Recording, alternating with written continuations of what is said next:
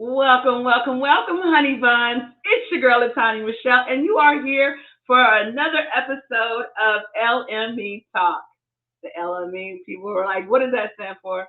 Well, Latanya Michelle Experience, of course. We created this show as an avenue to spotlight individuals, some celebrities, some everyday heroes, some people that your next door neighbors or whatever. But we wanted an avenue to be able to inspire others. You know, sometimes you're that person that's sitting on the couch or on social media and all you have is social media. That's your life and everything and stuff. And you sometimes feel as if you're missing out on something or you need to be inspired and stuff. Well, we reached out to people who are doing the same thing in their communities, in their business, in their passion, walking in their purpose and stuff. And we brought them on so they could show you all that it's not as always as glamorous as it looks or as it appears. People really do have to go through things to get to where they are. You know, the blessings do come, so don't take that away. They do come. But, faith without works is kind of, anyways, you will know where we're going and stuff. So, I have an exciting new guest. This for the first time. This is my first time meeting her and stuff. I've heard so much about her. You guys know that VC Washington is a great friend of mine, my big brother and stuff. I just recently interviewed MC NICE. Been knowing him for a while and stuff, and they speak very highly of this lady. And so I'm going to bring her to the set, and I'm going to have her do something totally different that she's probably not done before. She's a gospel artist. She's a gospel rapper. So I want her to introduce herself in rap form. Let's see if we can get her to do that. Hold on, you all. Nah. You can't do it? No, we don't do that. No. Let's see. Do I have something? No, yeah, you got me with it. I got you. You got me with it because I don't freestyle like that. I write. You don't freestyle like that? Yeah, so you tell the world who you are. Tell the world. I want to do something different. We do the same thing with interviews. Tell the world why, who you are, and why they need to be tuned into who you are. Okay, all right. So my name is Miss Tiffany. That's my artist name. Birth name Tiffany Coleman. I live in Jackson, Mississippi. I'm native of Jackson. Been here, all of my life, born and raised. And I am Mississippi's first multi-award-winning Christian hip-hop artist / gospel rapper. I am an author, a 3-time published author. I write children's books. I model. I am an actress. I've been featured on movies, on #1 television series, and am starring in an independent film called Shield by His Grace now. And I do a lot. I'm also a radio host, personality at GH3 Radio, which is God's House of Hip Hop out of Los Angeles, California. I'm a mother to 3 children, a 17-year-old, a 16-year-old, and a 9-year-old. Need I say more? There's so much more that I can say. I have a bachelor's degree, a master's degree. It is. I do working on a doctorate. I always tell people that you must be your own best advertisement, and I think you just did that. You nailed it. Did I do it? Okay. You did it. You did it. Let me say this though. When I saw your picture and when I first got your press kit and everything and stuff, I didn't think that you were a rap artist. So once I started reading, I was shocked because you got that, and I promise you I'm not judging whatever, but you got that pretty prissy look and everything and stuff, and it was just like, okay, and I started reading, I said, oh my gosh, she does rap. Yeah. I get that a lot. Most people think that I am a singer just by looking at me and not a rapper. And my voice, of course, speaking voice is totally different than rap voice and the delivery on stage. Yeah, it's quite the dynamic to have. It's like a secret weapon. It is. You bring people in, you entice them, and then you really keep them in. I like it. So how long have you been rapping? Since I was 11. I started writing poetry when I was 7. Wrote my first rap with a cousin when I was 11, and I started recording in the studio when I was 18. It was secular rap at the time, of course. Okay. And yeah, so I was in a bad accident with members of the rap group that I was in. Actually, I was the only female in the group, along with two other guys. And one of them was driving, the oldest one. He sent us into oncoming traffic on an Easter Sunday, on a Resurrection Sunday. Oh my God. Sent us into oncoming traffic, and I end up in the intensive care unit, comatose, clinically brain dead. And, with doctors telling my mom that I wouldn't be able to function, and, I'd be in a persistent vegetative state, that she was going to have to take care of me for the rest of my life. And, all of this, dismal stuff that they were saying. And God healed me from that and restored me. And I can't say that it was an easy journey or easy road on the way to recovery. However, He did it. And I feel like I'm even better for it. I'm way sharper than what I was before, because I knew that, how smart I was. I was straight A student before that. I was a junior in college when that happened. And I knew that after the brain injury, that something was different, and it was hard for me to put into words and even explain or get people to feel and understand what it was that I was battling with internally, but I did notice the deficits, and I was able to just basically retrain myself, but even sharper than what I was before. And so I wasn't missing a beat. Now people ask me, how do you do all this stuff that you're doing? How you get it done? And I'm just like, it's just a grace now. But really, it's like God gave me a double portion. You know what I mean? Because I knew that I knew certain stuff. Okay, well, if I've forgotten it, now I got to relearn it, and I can never forget it again. So it just made me, that much more aware and intentional. Wow. Yeah. Wow. Really did. So how long were you in a coma? 3 days. I was in a coma Wow. for 3 days. Yeah. And I wasn't responding to any light, any sound, touch, none of that. So I'll tell you what the injuries were. So it's real. I had a 360-degree fracture around my entire skull, and the base of my brain was bleeding, the right side on the back there. Had a little tear. My right jaw was fractured. I hit my head so hard that both of my eardrums were perforated, like they had burst. And so they didn't think that I could hear, because I had blood and fluid coming, off my brain and out of my ears and stuff or whatever. They said they had never saw a case where someone hit their head so hard that, their eardrums burst. So they didn't think that I could hear, or didn't know what level of hearing I had, if any, because I wasn't responding to anything. My right jaw was fractured. My small intestines were torn. I had 3 compressed vertebrae in my lower spine. My lungs were bruised. I was on a ventilator. I was on life support, the machine breathing for me. Yeah, it was a lot going on. And they weren't going to operate. They did not operate. And they basically told my mom on the 3rd day that they thought that, the tubes that they had in my lungs and breathing for me, well, would set up an infection. And I would develop pneumonia or whatever, and that wouldn't be good. So basically they were telling her that she kind of needs to start looking towards and making a decision, because I hadn't responded in 3 days, and so she came back up to the hospital, because she left that morning to go and take my brother to school and come back, shower and then come back. And when she came back, she said they were yelling at me, calling my name and stuff. And she walked up on them, and she's like, hey, what's going on? Why are y'all yelling at her? And they said, well, we don't know if she can hear. We're just trying to trigger, trying to get a response from her.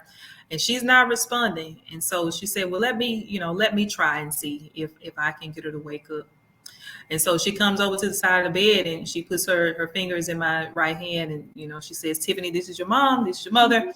The doctors want to take these tubes out of your throat. If you can hear me and you understand what I'm saying, squeeze my fingers. And at that moment, my hearing opened up. I was able to hear my mom's voice.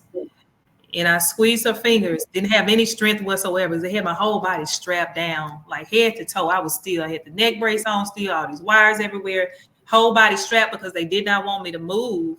And my eyes were taped down too. They didn't want me to open my eyes up one day and, the nurse stepped out or nobody's in there, and I wake up and see I'm in a hospital room, get excited, and then my blood pressure goes up, and then cause my brain to swell, because they thought that, it was going to swell because of the, the fracture and stuff, but it did not. And I heard her voice, I squeezed her fingers, and she stepped back and she told him to pull it.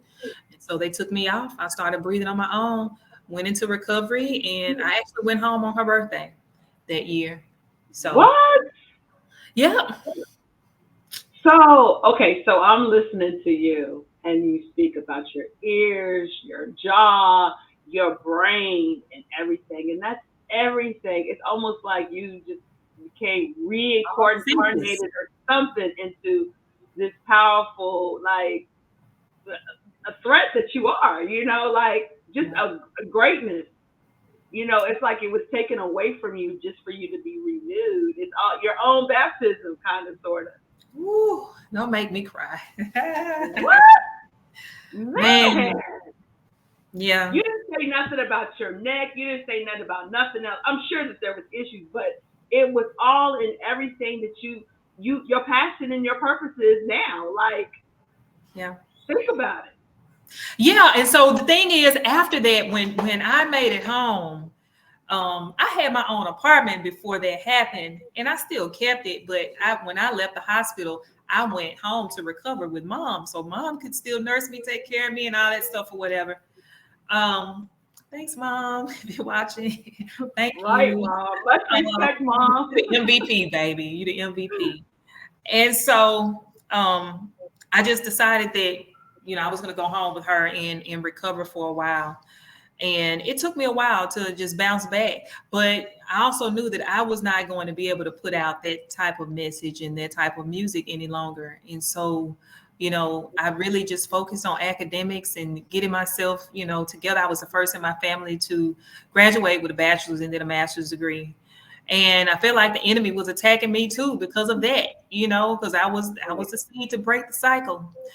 right. And so if you can take that one out, then you can throw off the rest of them. You know what I mean? Because there is no example, but somebody was still going to be it, if, whether I was here or not. I believe that. Um, I decided I wasn't going to rap no more. I stopped writing songs. I stopped going to the studio. I stopped doing all of that and just focused on family, academics, all of that. Got married, had kids, and boom, boom, boom. And Wow. my grandma passed away, and really I was in a spiritual place even before then. Just a better relationship with God, especially after the car accident. Very in tune, prophetic dreams, visions, premonitions, intuition, all of that good stuff, and just on a more heightened level than I was before. And she passed, and I felt like, what do I do with this extra time that I have? Because I was like basically one of the caregivers, like taking and running errands and stuff. And I mean, the lady wanted to do everything: grocery stores. You got to go to get the benefits. You got to go fill that paperwork out, and that took up a lot of my time. But then all of a sudden, she ain't there, and none of that responsibility is either. And what do I do with this time? I haven't had this free time. And so I go Right. to God and I pray to God and I ask God, Lord, what would you have me do? Because I've done everything that the doctor said that I wouldn't be able to do. I've done, what society says I should have been able to do at this point in my life, at this age. What would you have me do? And I heard his voice, and he say, "Well, you can start back rapping." And I'm like, "What? This the doggone Uh-oh. devil is talking Is to me." it God? No. Yeah, I thought I could hear from God. This can't be God talking to me, telling me to do that. So he continues to speak, and he said, "This time you're gonna spread the gospel. I'm gonna send you to the nations." And he kept just giving me bits and bits and bits, and I said, "Oh," I was like, "Lord, wow." First, it was amazing because I had never heard gospel rap before at all. Like I really didn't. This was true revelation from God after I prayed sitting in that car that day at the Salvation Army. And so I'm just like, wow, that gospel rapping gospel. That's amazing. And I prayed to God and I said, well, Lord, I can't do this on my own. I said, if this is you and you're calling me and you're telling me to do this, I need your help. I need the Holy Spirit to help me. I need for you to help me, with the words and all of that. Because I tried to write positive rap before and it just wouldn't come out. It just would not come out. No matter how much I tried to do something positive, it just wouldn't come out. It wasn't that I was a negative person. It was just for some reason those lyrics would not flow. And so I prayed to God and I told him, I need for you, whatever you tell me to do, I'll do. Whatever you tell me to say, I will say. And wherever you tell me to go, I will go. I just need the right people in the right place at the right time. Because if you're sending me back into the industry, the music industry, and you're telling me to go before the people who, know the word, can measure the word. No, I need for this thing to be a real thing, and I don't need for it to be hard. It's already hard enough, Right. Um, and you've called me to this. And so over the years, you've connected me to the right people, the right place at the right time. You look up and I'm making history. And I had this dream one time. Before I even wrote lyrics, I had a dream, and I was, all of these awards and stuff were floating in the atmosphere. And I could see all these awards and accolades and all that. And I tell people, for me, when I do receive them, it's not about um, I appreciate men for showing me favor and for voting and for supporting and all of that. I really do. I'm not discounting any of that. But for me, it's like a token from heaven. It's a gift from heaven because God showed me this before I ever did any of it. And now he is showing me in real life, And so it was in spirit. Now I'm able to witness it and manifest it and actually hold it in my hand, which, to me is an indication that God is real. Vision is real, and he really did tell me to do this, and so sometimes people will look at bad incidents like what happened to you or whatever and think it's the worst thing in the world. Sometimes you got to be taken out pretty much before you can be brought back up, Keith, about that. It sounds like the worst story ever, but look at it now. Like, look at you now. List your awards. One, come on. Yeah. Oh, list the awards. Okay, so we made history. We'll start with the Stellars. I am a 3-time Stellar Award nominee, the first female rapper in the whole wide world to ever, to do that. This year I was nominated in 2 categories: Rap Hip Hop Song of the Year and Rap Hip Hop Gospel Album of the Year. In 2019, I received my first nomination. I managed myself for 9 years, but really 10. I managed myself. I had no manager, I had no team or nothing. And I made it on my own. That's amazing. People that in relationships that we build and stuff, and, just people supporting me from the public. But yeah, all of that. Then I have a couple of plaques from Digital Radio Tracker where I made the top 50 gospel airplay charts. I was like number, I think, 13. So we had like Kirk Franklin on there and all kind of Clark Sisters was on there during that time. Yeah, so we got a couple of those. My single "Go Hard" went number 1 on radio station, Hood Idol Radio. So I'm playing on secular stations too, which is my goal. One of my goals was marry trap beats or hard rap beats with gospel lyrics to reach people who I know had come out of a place where I used to chill, where I used to be. I wanted them to be able to get that. So many. I just won Album of the Year at the Mississippi Gospel Music Awards. There was a 45-year platform. First rapper to ever take home Album of the Year.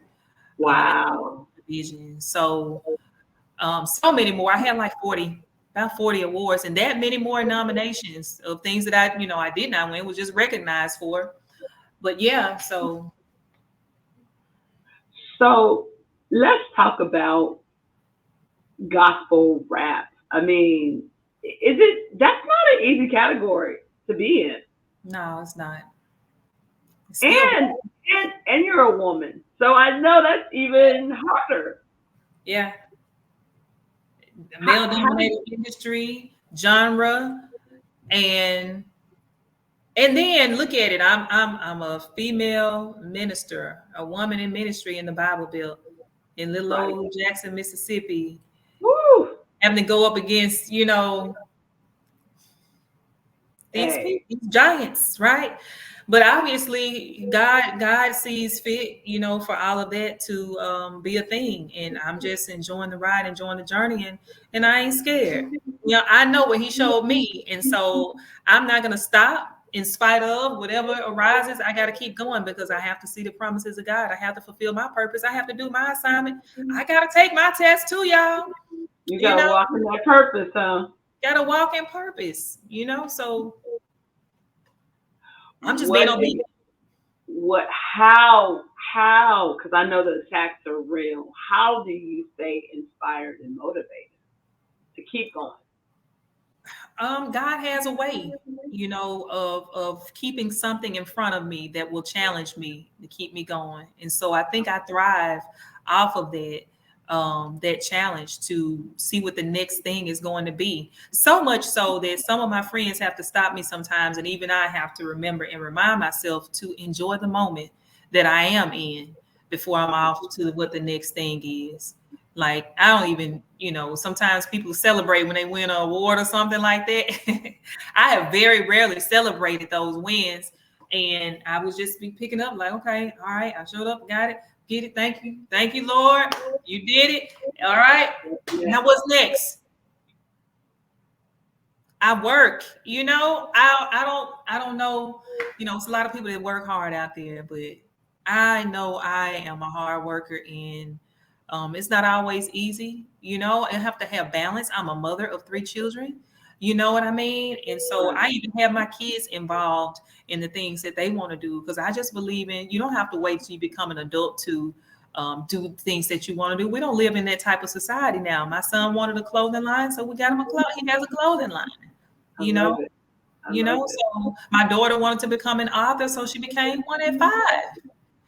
You know what I mean? That's something that I wanted to do when I was 7. It didn't happen for me until 27 years later when I was 34. But if she's looking at me as a child and saying, I want to do what you're doing, then guess what? Because I know how to do it, baby, you don't have to wait to 30 years from now to become one. No, I am one. So I'm going to impart this to you, and I'm going to show you the process, and we're going to work on it together, and we're going to make this happen. I love it. I'm here for all of it. I'm here for all of it. So you're a rapper, you're a minister. Let's talk about your acting. Oh yeah. So I got some wild, crazy stories, like some exciting supernatural stories. Listen, when I tell you this story right here, I hate that. I don't hate, but I kind of feel some type of way that, how sometimes you can have a blueprint and people can lay out certain things that can be duplicated. Some of this stuff that has happened for me just ain't gonna never be duplicated in the way that it happened for me. It's no way possible. My own daughter wouldn't be able to duplicate it in the way that it happened, because it was all just supernatural and miraculous, things, wonders, what I mean? Signs. My mom called me during the first season of Empire. That Fox with Terrence Howard and Taraji Henson. I don't watch TV a whole lot. And at that time, I had just started gospel rap. I was in about 2 years, and I was heavy up going to church. I'm ripping and running, tearing the church doors down, And so she called me, and she said, "It's this show on Fox." Because she really wanted me to just go into acting, like music, but she really just wanted me to step over off into that and, and really go forth with that. And thank God I've been able to balance it out. But so she called and she said, "It's this show on Fox, and it's starring Terrence Howard and Taraji P. Henson. I think you should watch it, because you may learn some stuff from it that will help you with your music career." I'm like, okay, all right. Well, sounds like this show, She called me back the next week again after Empire airs, and did you get a chance to catch Empire? I was like, no, I didn't. For one thing, it came on Wednesdays at 7, and I was in Bible study at that time. Yeah, so where she attended, they didn't have it at that time, and so she was at home watching at that time. And so 3 weeks in a row, she called asking me, did I catch Empire? Even after I told her, no, I was in Bible study. She assumed that I didn't go that next week, but I was like in Bible study. And so I said, you know what? She keep calling me about this show. I'm going to watch on the weekend. I'm going to binge watch the first 3 episodes and see what this show is all about. See what I can learn. Because my mama is, she's telling me for a reason.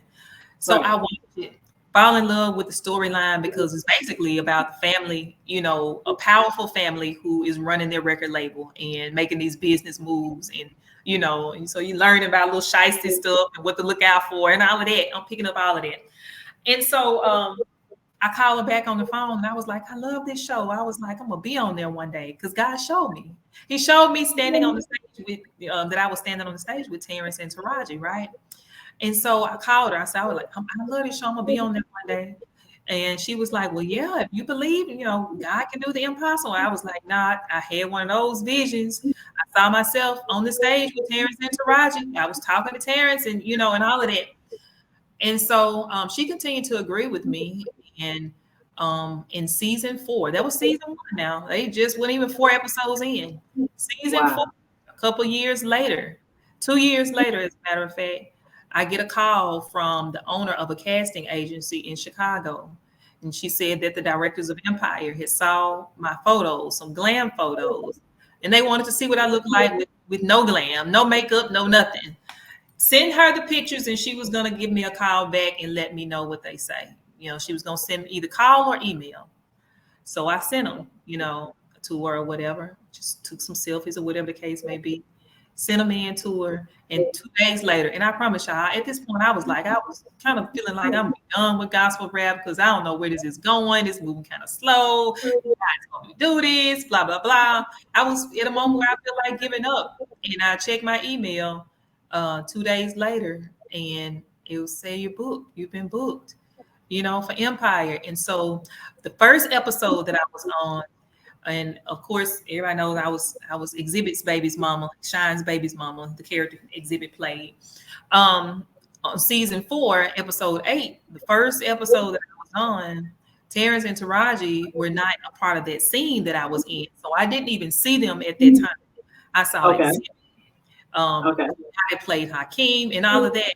And so I'm sitting on the porch. Now look how crazy this is. The other baby mama that's on the porch with me, we talking and everything. And she tells me, well, my brother-in-law lives in Mississippi.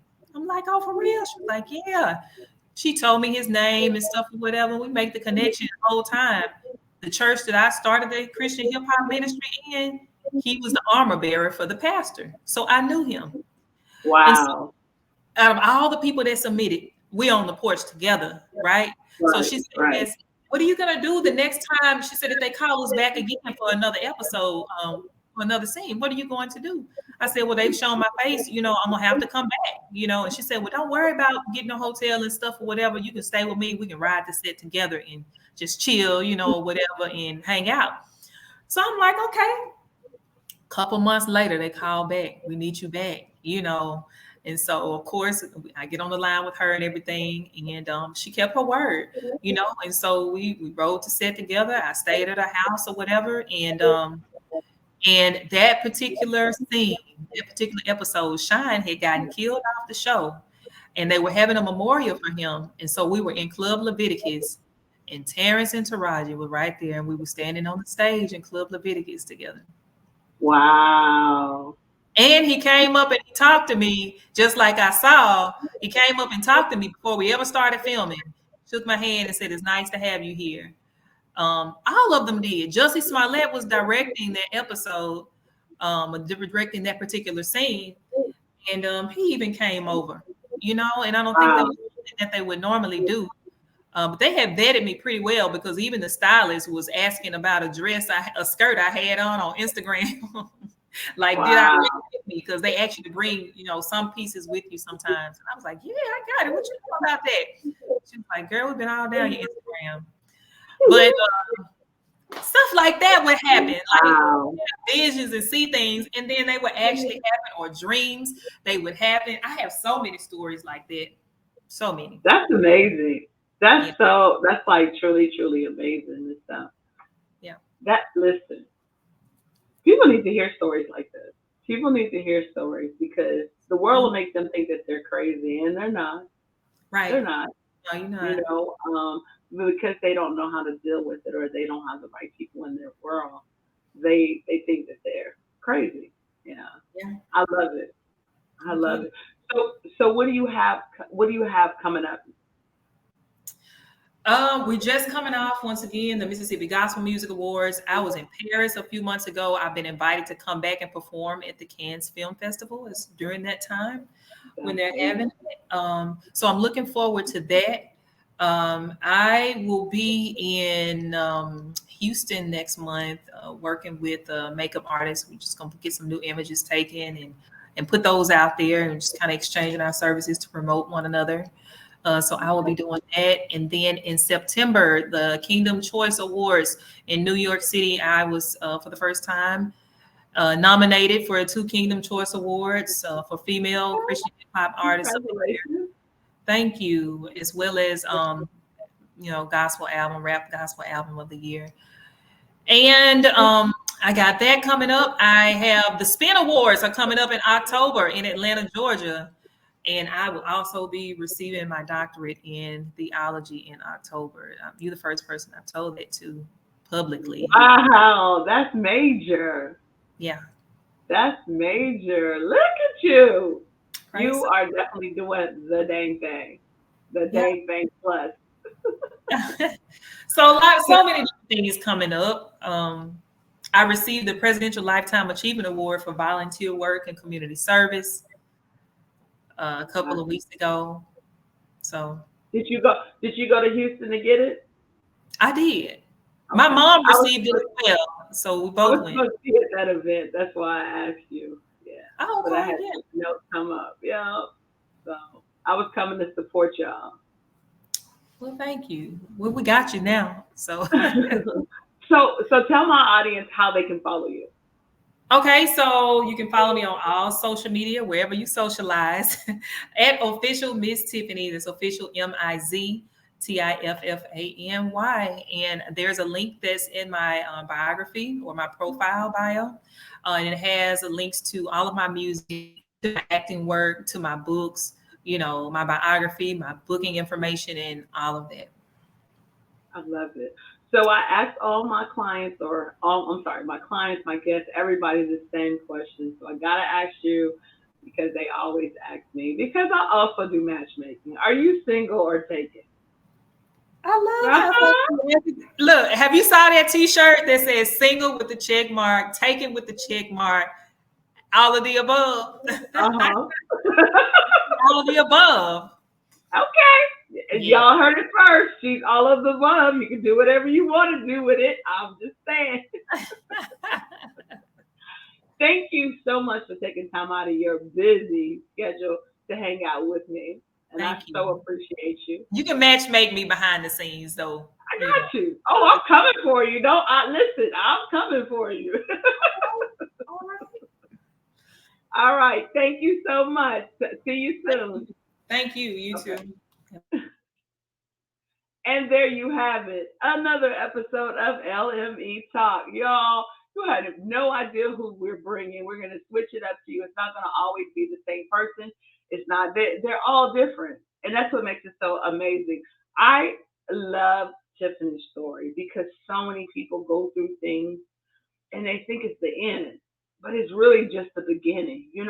People are trying to figure out what's really going on, like what's going on spiritually with me. What are these gifts that I have and stuff? Well, Tiffany is proof that they really do exist, and I'm sure that if you really tap into yourself and you really understand your connection with God, your spiritual connection with God, not necessarily with what everybody else saying, but your own personal connection with God, you will see that you probably have some gifts just like that. You guys, thank you so much for tuning in to another episode of LME Talk. Don't forget to follow us on all social media sites at Latanya Michelle EXP. And don't forget to go to our website, LatanyaMichelle.com, and join our mailing list. If you would like to be a guest on the show, please reach out to my team at info@LatanyaMichelle.com. And remember, that's not Michelle, it's Michelle, MECHELLE.com. Thank you guys so much. Love y'all. See you soon.